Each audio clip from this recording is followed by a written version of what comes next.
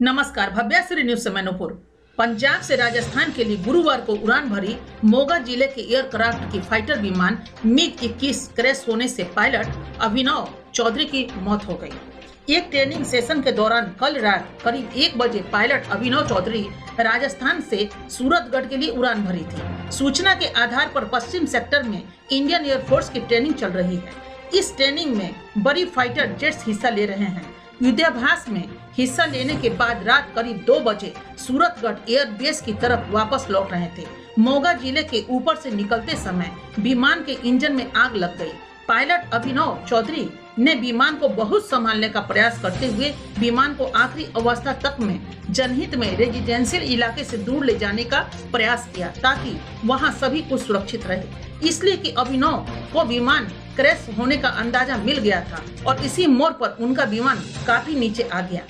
पर अफसोस वक्त की मार ऐसी पड़ी कि एग्जैक्ट करने के बावजूद जब वे कूदे तो उनका पैराशूट खुला नहीं, जिससे गिरकर उनकी गर्दन टूट गई और वे शहीद हो गए। और वहीं विमान एक जोरदार धमाके के साथ नीचे गिर गया। उस स्थान से 2 किलोमीटर दूर अभिनव चौधरी का शव मिला है, जिसे ढूंढने में करीब 4 घंटे लग गए। विमान हादसा की जानकारी कंट्रोल रूम को मिली। सूचना मिलते ही मोगा के SSP हरमवीर सिंह गिल सहित पुलिस के तमाम आला अधिकारी घटना स्थल पर पहुंचे। इसके साथ ही हलवारा एयरफोर्स की टीम भी पहुंच गई। इन सभी ने मिलकर अभिनव चौधरी के शव को ढूंढ निकाला। एयरफोर्स इस हादसे की कोर्ट ऑफ इंक्वायरी का आदेश दिया है। अभिनव चौधरी की शादी 25 दिसंबर 2019 को मेरठ में हुई थी। इनकी पत्नी सोनिया उज्ज्वला ने फ्रांस में मास्टर ऑफ साइंस की पढ़ाई की है। इनकी शादी की चर्चा दूर दूर तक फैली हुई है।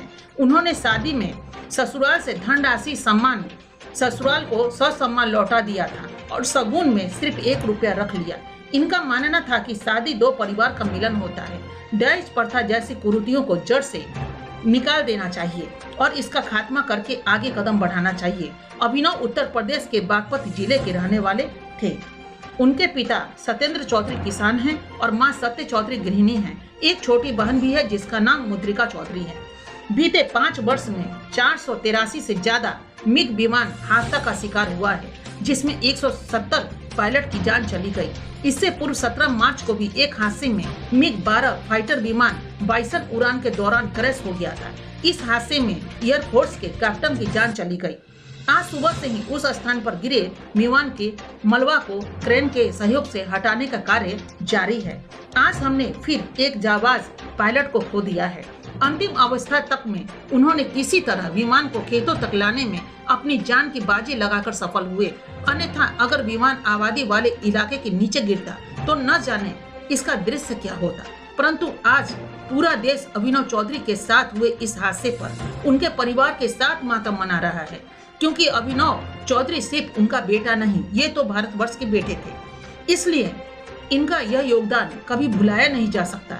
ईश्वर इनके परिवार को एक हिम्मत और शक्ति दे ताकि कभी ना भूलने वाला दर्द से उन्हें राहत मिल सके।